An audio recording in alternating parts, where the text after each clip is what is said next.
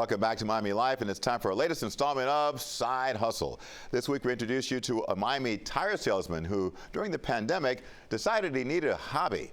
Now he's selling his art to people all over the world. The process is basically a puzzle that I create on my own. Miami artist Ernie Rodriguez specializes in mixed media collages that feature birds and other animals. This piece features a buffalo that tells the story of America. Starting with a Native American and going into the Statue of Liberty. So yeah, in my work always I try to incorporate a story within them, a narrative that I want to convey, but I also want the viewer to engage in my work and create their own narrative within it as well. Rodriguez's process is somewhat unique. He begins with a sketch. Then he digs through his collection of vintage magazines and cuts out ads and images in the right shapes to complete the artwork. And that can take a while. I don't know what I'm going to use until I find it. Once I find it, I know. Let's brush on the glue here, almost like if I'm painting. Like many of us, Rodriguez was looking for a hobby to pass time during the pandemic.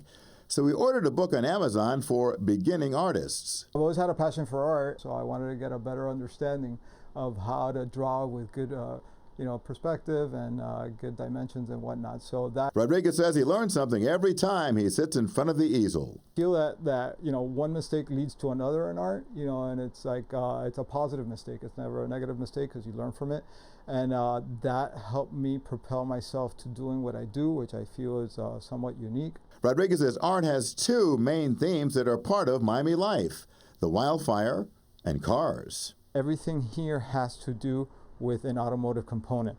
If you see the legs of the insect, you'll notice that they're tire treads. Which makes sense considering Rodriguez's day job. He's the VP of sales for Tire Group International, the largest Latino-owned tire company in the United States.